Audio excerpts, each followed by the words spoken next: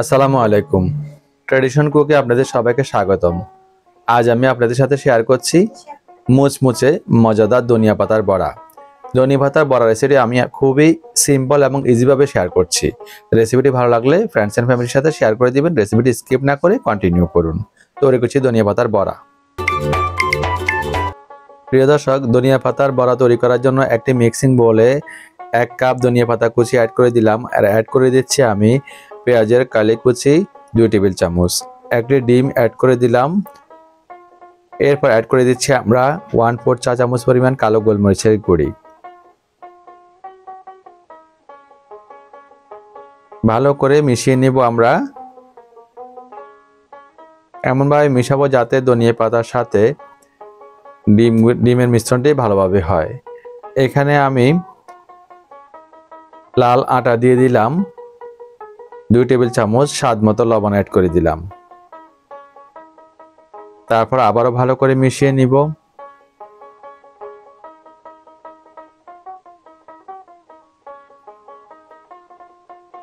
প্রিয় বন্ধুরা, দেখতে পাচ্ছেন আমি খুব ভালো করে মিশিয়ে নিচ্ছি। এখন আমরা এখানে গুঁড়া মশলাগুলো ব্যবহার করব। গরম মশলা গুঁড়ি ব্যবহার করছি আমি এখানে 1/4 চা চামচ পরিমাণ। 1/4 চা চামচ লাল মরিচের গুঁড়ি অ্যাড করে দিলাম। 1/4 চা চামচ হলুদের গুঁড়ি অ্যাড করে দিলাম। আবারও একটি ডিম অ্যাড করে দিচ্ছি।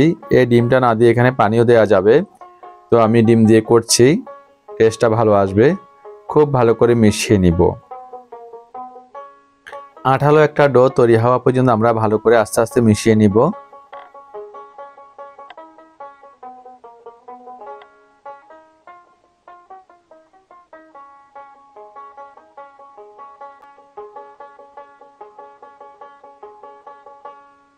তো প্রিয় দর্শক, মেশানো আমাদের ডান।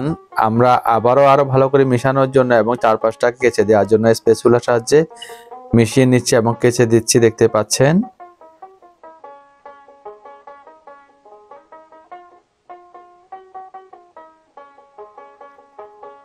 লবণ সব ঠিক আছে কিনা দেখে নিব।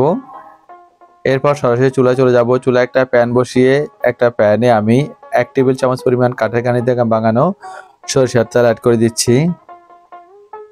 এরপর পরিমাণ মতো আমরা ধনিয়া পাতার ডোটি দিয়ে দিব বড়া শেপে। তো আমি গোল আকৃতি করে দিচ্ছি, দেখতে পাচ্ছেন।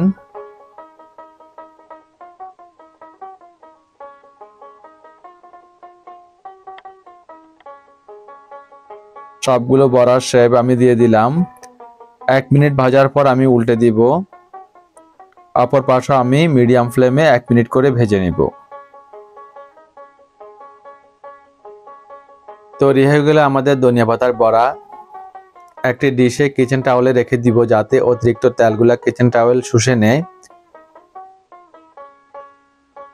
দেখতে পাচ্ছেন তো প্রিয় দর্শক, কতটা অসাধারণ লাগছে এই বড়াগুলো। অবশ্যই বাসায় তৈরি করবেন। তৈরি করে কমেন্টস করে জানাবেন কেমন হয়েছে। আর রেসিপিটি স্বজনদের সাথে শেয়ার করে দেওয়ার অনুরোধ করছি। আর আমার চ্যানেলে যারা নতুন তারা চ্যানেলকে সাবস্ক্রাইব করে নিয়মিত চ্যানেলের পাশে থাকার অনুরোধ করছি। তো প্রিয় দর্শক, আজ আর নয়, এখানে বিদায় নিব। সবাই ভালো থাকবেন, সুস্থ থাকবেন। আল্লাহ হাফেজ।